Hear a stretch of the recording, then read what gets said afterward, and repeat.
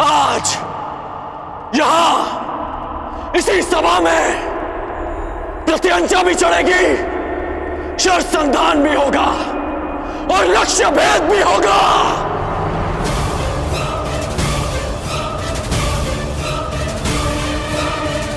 मैं परशुराम शिष्य राधेकर्ण ये लक्ष्य भेद स्वयं करूंगा।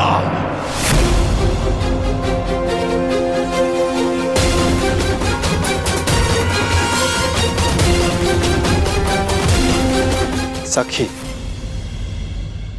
यदि तुम्हें ज्ञात हो कि अर्जुन जीवित है तो क्या करोगे? वो सब जो मेरे जीवन का उद्देश्य पूरा कर सके, जो कि अर्जुन से विवाह के पश्चात ही संभव है। तो फिर देखो सखी, वो तीसरा वीर जो इस परीक्षण में सफल हो सकता है,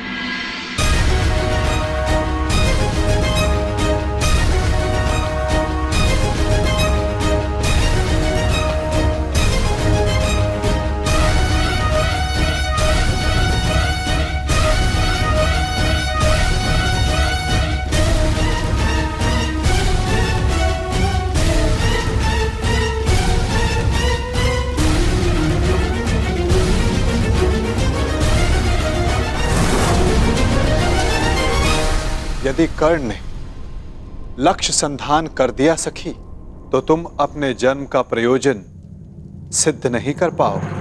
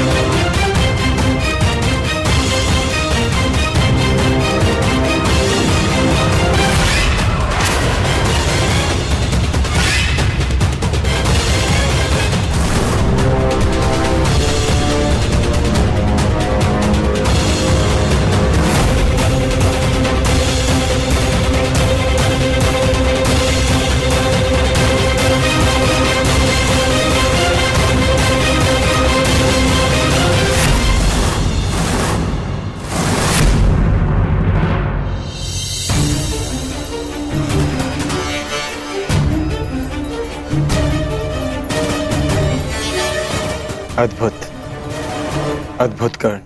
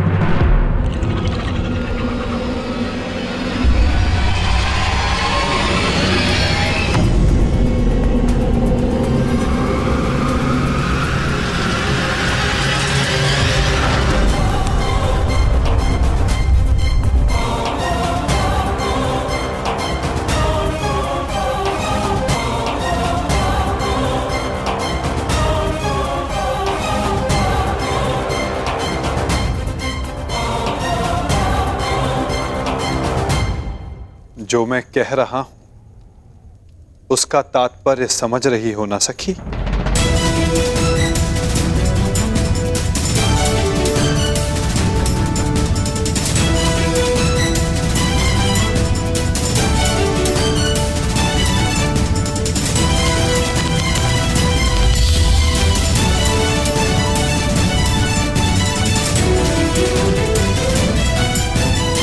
बिना देखे आपने लक्ष्य संधान कैसे किया?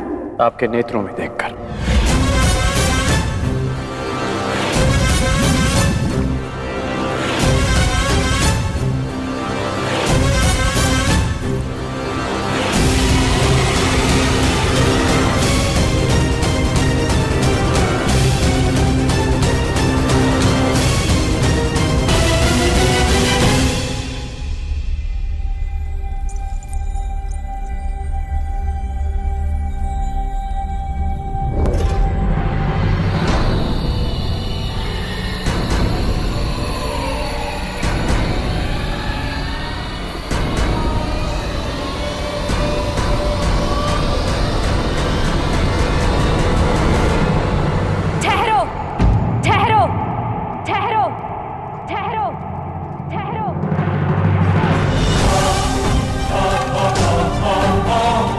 ये शर संधान नहीं होगा।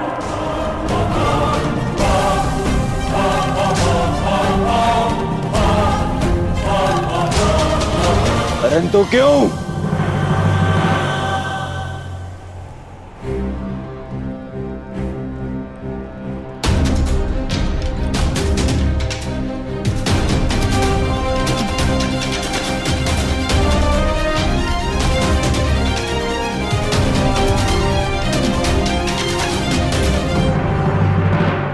क्योंकि मैं एक सूत पुत्र से विवाह नहीं करूंगी।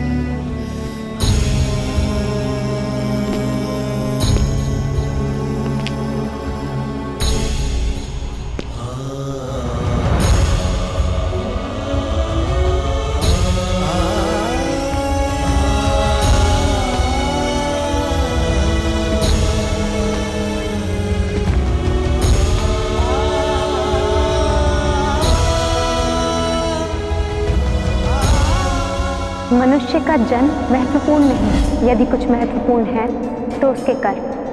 कर्म शब्दों से अधिक श्रेष्ठ माध्यम है मनुष्य और उसकी योग्यता के परिचय का।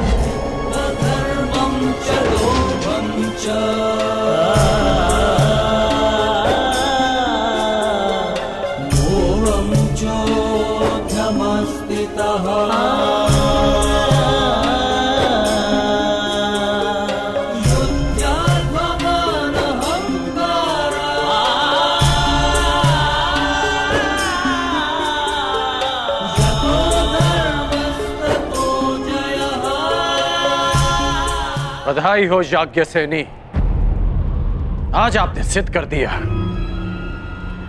कि कभी कभी शब्द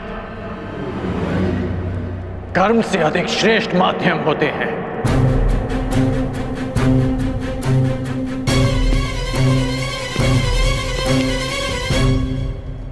व्यतीत ना होकर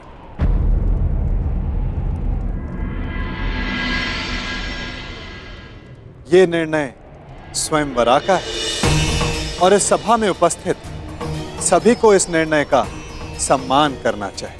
बस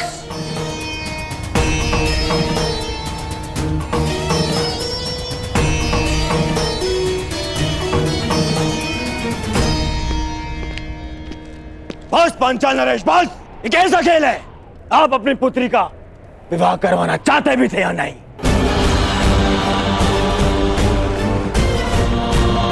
केवल अपने मनोरंजन के लिए आपने ये स्वयंवर रच लिया।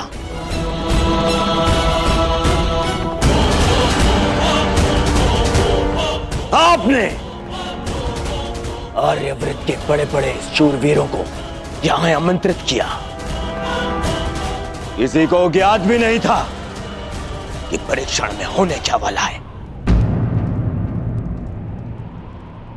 फिर एक विचित्र सी शर्त रख दी आपने स्वयंवर की, और जब अंगराज इस परीक्षण में सफल होने वाले थे तो आपकी पुत्री द्रौपदी ने इन्हें रोक दिया।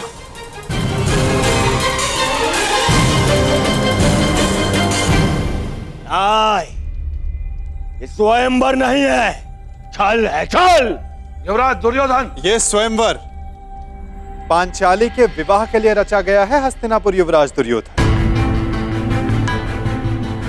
और स्वयंवर स्पर्धा नहीं होती, स्वयंवरा को अधिकार है अपने वर के चयन करने का, जिसका द्रौपदी ने प्रयोग किया।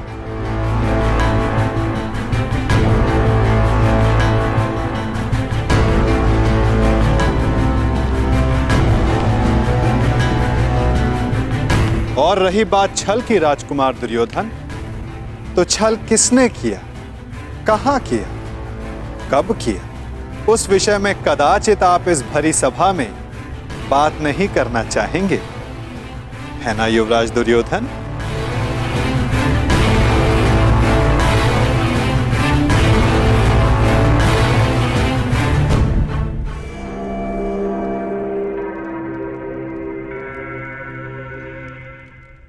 सम्राट!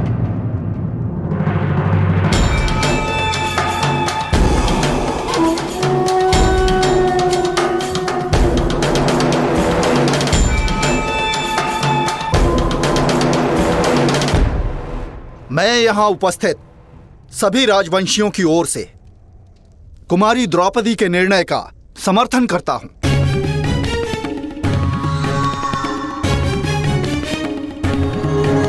मुझे तो युवराज दुर्योधन की सोच पे आश्चर्य हो रहा है। राजकुल से होकर भी ये उन्होंने सोच कैसे लिया कि पांचाल नरेश अपनी पुत्री का विवाह एक सूत पुत्र से करेंगे? सावधान मंत्री नरेश। सावधान तो आपको रहना था। आप कर्ण को इस सभा में लाने की भूल कैसे कर बैठे? जाइए अंगराज कर्ण, जाइए, जाके अपने अश्वों की राज संभालें। यह क्षत्रियों का स्वयंवर है, जाइए।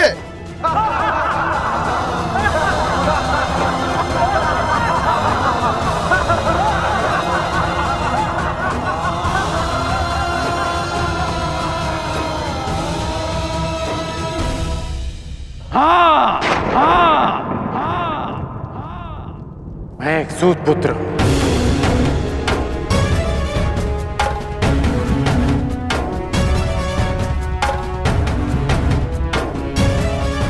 और मुझे गर्व है कि स्वयं को क्षत्रिय समझने का अभिमान करने वाले महारथियों का मार्गदर्शन एक सूत ही करता है।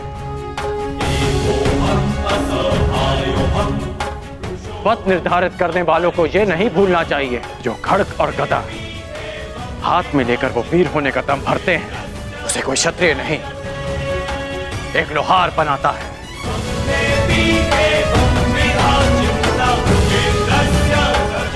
जो अन्न वो खाते हैं उसे किसान उपजाता है।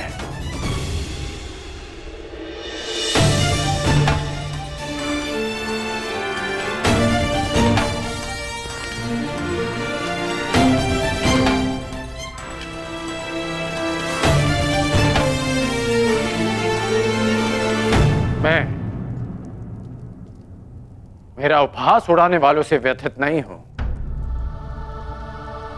क्योंकि मैं इनकी सोच वर्षों से जानता हूं।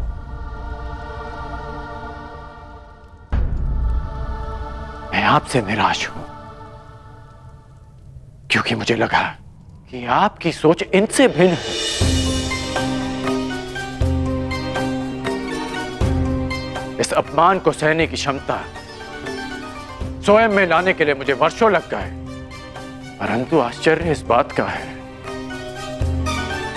कि एक सूत का अपमान करना, उससे घृणा करना, कुछ दिन पहले जन्मी पांचाली इतना शीघ्र सीख गई। कैसे?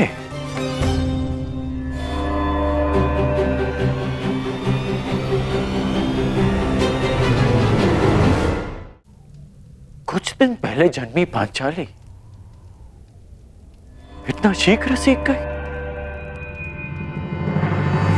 कैसे?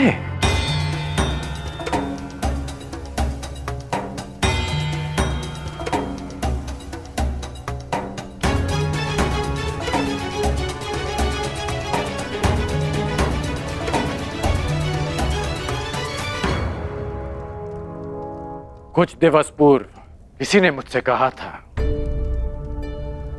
कि हर कर्म अपना परिणाम साथ लेकर चलता है।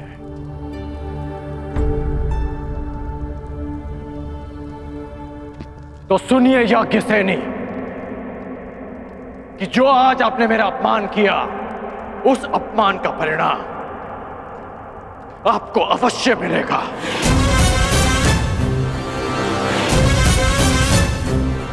इस कर्म का फल आप अवश्य भोगेंगे।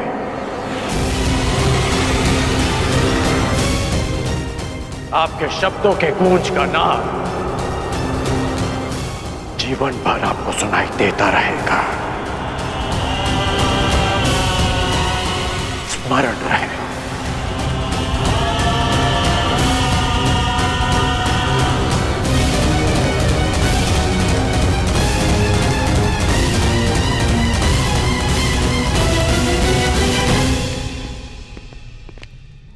क्षत्रिय वीरों की सूची पूर्ण हुई पांचाल नरेश।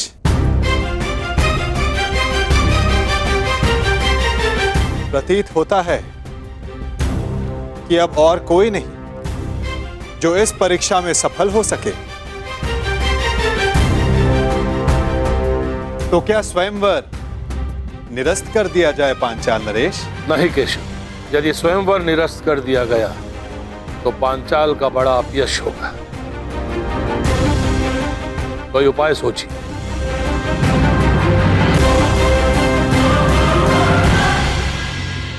शांत हो जाओ मेरे होने वाले सम्राट। देखो कर्ण, इस स्थिति में केवल एक ही उपाय है। स्वयंवर संपन्न हुआ, हमें यहां से चलना चाहिए। कि स्वयंवर सर्वसाधारण के लिए खोल दिया जाए।